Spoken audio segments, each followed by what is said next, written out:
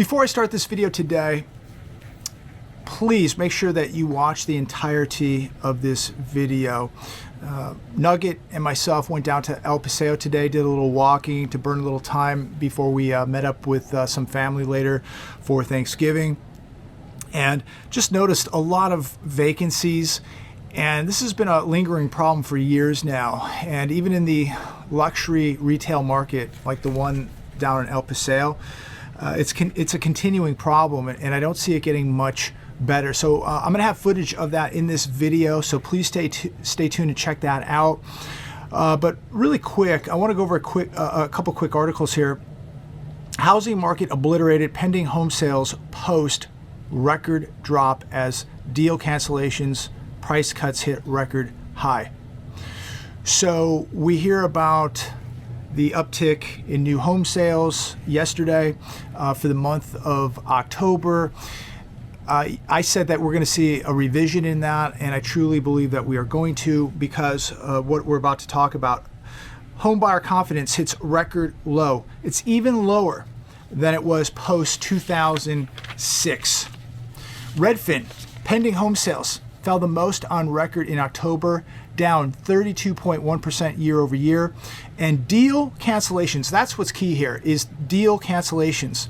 Also, price cuts hit record highs as buyers cannot keep up with the biggest mortgage rate jump in over 4 decades. But the key term here is deal cancellations. And that's what they're not telling you yesterday when they brag that new home sales are up, I think it was like 7%. Nearly 60,000 home purchase agreements fell through last month. That's 17.9% of all homes under contract. 24% of properties experienced a price drop. Now, we shift over to an article on wolfstreet.com yesterday. Massive cancellations make mess of already low new house sales. Inventory glut at deep housing bust level. Buyer traffic plunges. So did new home sales really rise in October? I don't think so. Sales are based on signed contracts between the buyer and home builder, and there is no indicator of how many of those deals actually close. Now, we will find out next month what really happened and how many of those signed contracts actually went to sale and closed. There is a huge amount of cancellations which are affecting the number of actual sales right now. They're not reporting the facts, ladies and gentlemen. They're just reporting what is under contract, not what closed. What is under contract? Again, not what closed. We don't know, because we don't know how many cancellations there were, but the numbers are very big.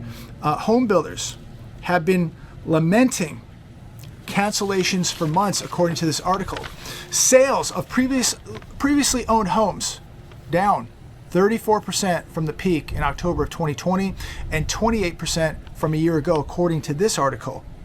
Home builders reported plunging traffic of prospective buyers of new single-family houses, according to the National Association of Home Builders last week. That's the lowest level since 2012. And again, you have to be so careful of the data that you're getting, that you're hearing, that you're listening to, what the television's reporting, because it's not always quite cut and dry. Let's talk about the cancellation spike in this article. New house sales data by the Census Bureau does not include the cancellation numbers of just signed contracts. According to the Home Builders Survey by John Burns Real Estate Consulting, they took a sample size of roughly 20% of all new home sales, and this is the number that they came up with. The cancellation rate spiked 25.6% in October, up from 7.9% in October of 2021 and from 10.9% in October of 2019.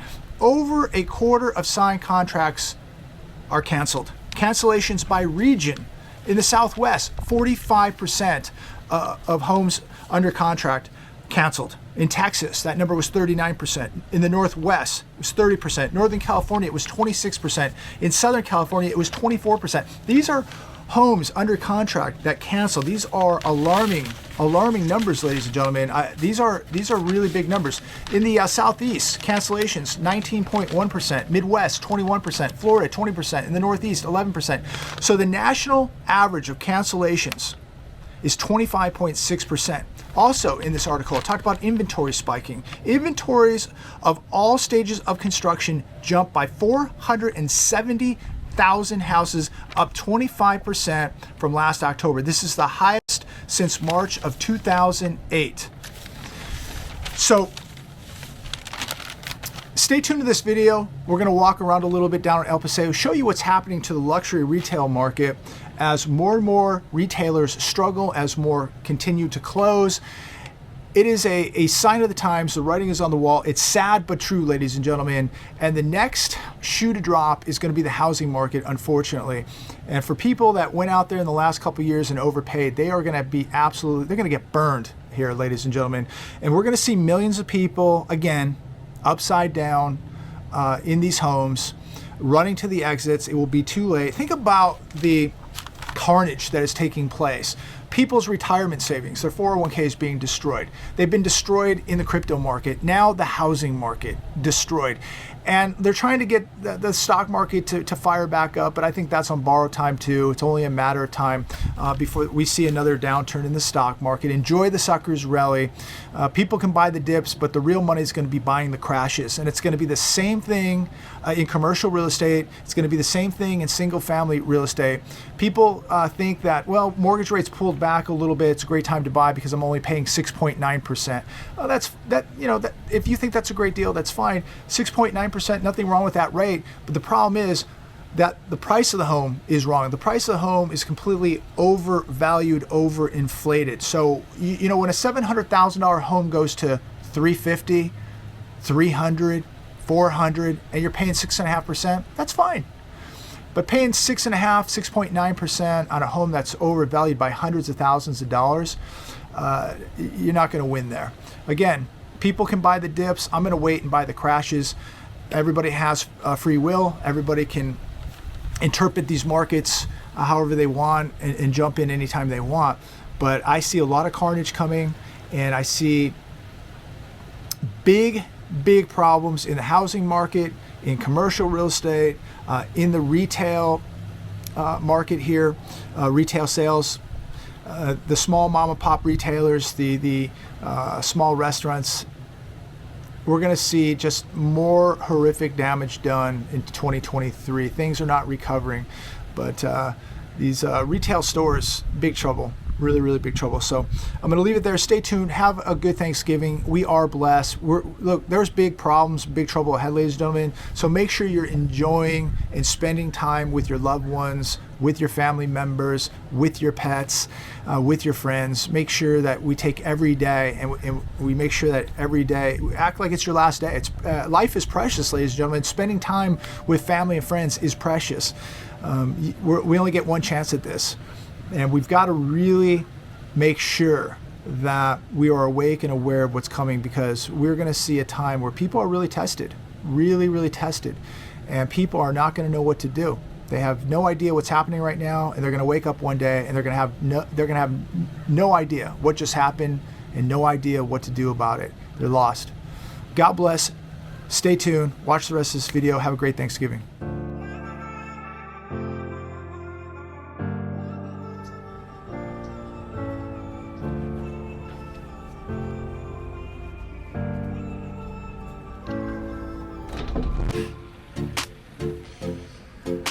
All closed up.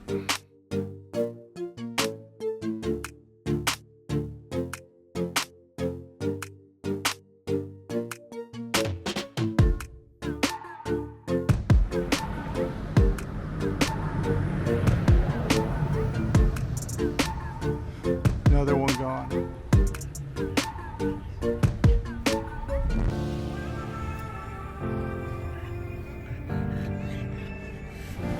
So I want to start out first off by saying happy Thanksgiving to everybody out there. Thank you so much for supporting the channel, all the great letters, all the prayers, all the support.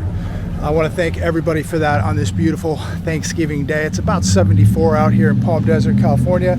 I got big old Nugget with me today, and we're just down here in El Paseo and taking a little walk. Gonna burn about an hour here, get a little cardio in before I meet up with the rest of the family, and we do Thanksgiving. But I just want to get out, get a little exercise, enjoy the beautiful weather today, get Nugget a little exercise, even though I'm carrying her right now. She was walking earlier, and I'm gonna let her do a little bit more walking. But an absolutely beautiful day, a beautiful Thanksgiving. We're all blessed. We have a lot to be thankful for. But I do want to point out some problems here on El Paseo. There are still a lot of vacancies. Businesses and store owners are struggling. And we've got big problems in the world of real estate and the housing market, whether that's single family homes, commercial real estate, you name it. And we still have a big problem here with vacancies. But a beautiful day. Check that out. Just a gorgeous day here in El Paseo. It's a beautiful shopping district. It's a shame that the economy is not helping. And this is a luxury market right here. This is the Rodeo Drive of the desert, and it is hurting. And that has to tell you something when you have the amount of money that you have right here in this area and the amount of vacancies that just not supporting the luxury retail market here. It's saying something. It's been like this for years.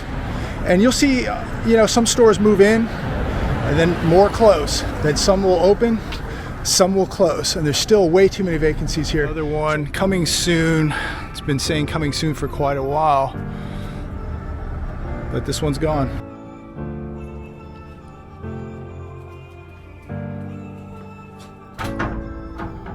Another one gone. So this is some more bad news. Store closing sale. 70% off.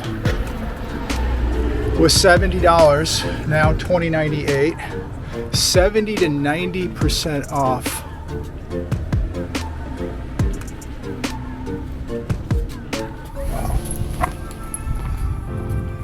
It's a large corner store here right in El Paseo. Soft surroundings.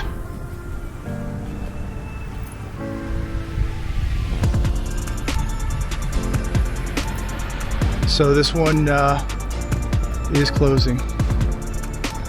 Everything must go.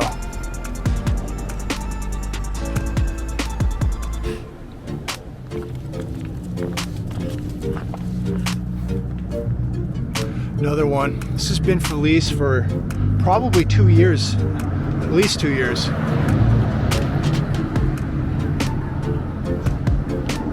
Here's another one right here.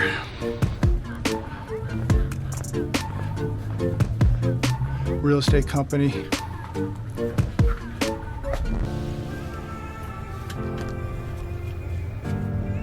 Gone. Big building here on El Paseo. So you can see this whole thing vacant. One right here. I think this has been closed for a while also.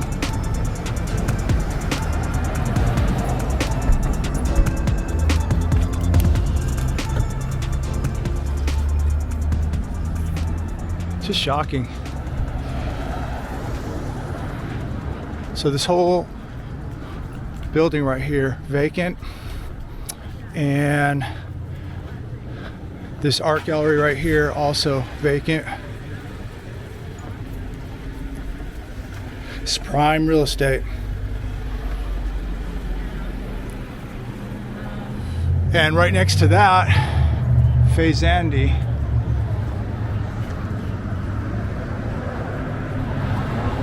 Gone.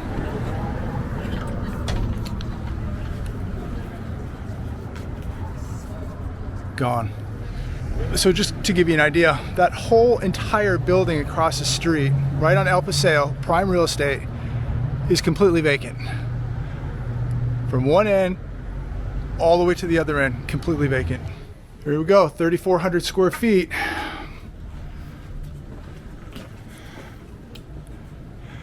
Another one. This building has been vacant for probably 2 to 3 years. Still vacant. Beautiful, beautiful building right here in El Paseo. It's a large building. Put a polarizer on there so you see it a little bit better. Absolutely beautiful, beautiful building. It's been vacated for 2 to 3 years.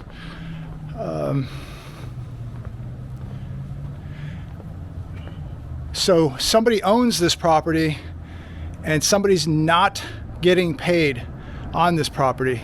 Nice Corvette Ferrari right here. There we are.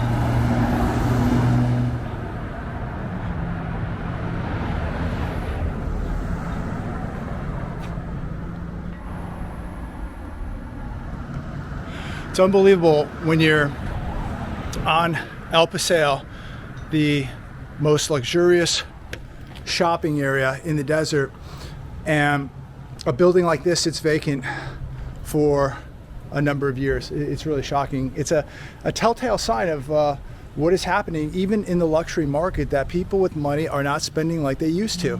And we know that the wealthier type person is a little bit more savvy, a little bit more sophisticated, maybe a little bit more responsible with their money, and they're pulling back. There's no doubt about it. This town over the last 2 years, even 3 years, has really changed, and you continue to see more stores and restaurants here struggling. I wanted to pull over really quick and just show you this. This is a bank that has been closed for years. I don't even remember what bank this is, but this thing has been closed for a number of years. And this just is another reinforcement to what is happening right here. Creative space. This is a large building right here in El Paseo.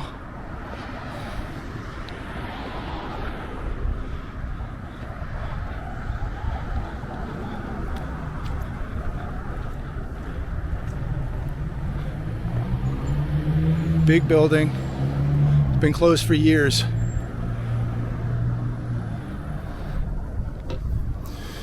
So even as I spent a few minutes today just taking Nugget for a walk and just pointing out some of the vacancies, if I spent a good 2 hours out here, you would see a lot more vacancies. But again, I don't have all day. It's Thanksgiving. I have places to be. But while I have an hour out of my day, we're going for a walk. I just want to point some of this stuff out, and how tragic it really is, and how we are not going back to any type of normal, and how I think this is going to get much worse. It really is. The writing is on the wall. When you see stuff like real estate in prime locations like Palm Desert right here in El Paseo, when you see stuff like this sitting here for years, not weeks, not months, years, tells you something, doesn't it? Tells all of us that this thing is far from over. It's going to get much, much worse. And be very thankful for what you have today. Thank God you're living, you're breathing, you're awake, you're preparing, you have a roof over your head, you're eating. If you're able to pay your bills, you are so blessed, because there's a lot of people out there. 20 million households last month couldn't pay their utility bills. 37% of small businesses in this nation could not pay their rent. And it's going to continue to get worse. Inflation's not going away. We're not producing, we're not manufacturing, the economy is not improving, and I don't see it improving anytime soon. How can it when you don't make anything, when you don't produce anything other than debt? Debt is a killer, ladies and gentlemen. We're going to continue to print money. We're going to continue to chase inflation, and then at some point maybe the Fed will pivot, and then we're going to see even more inflation. I don't know how bad this could get, but I have a feeling it's going to get very, very bad.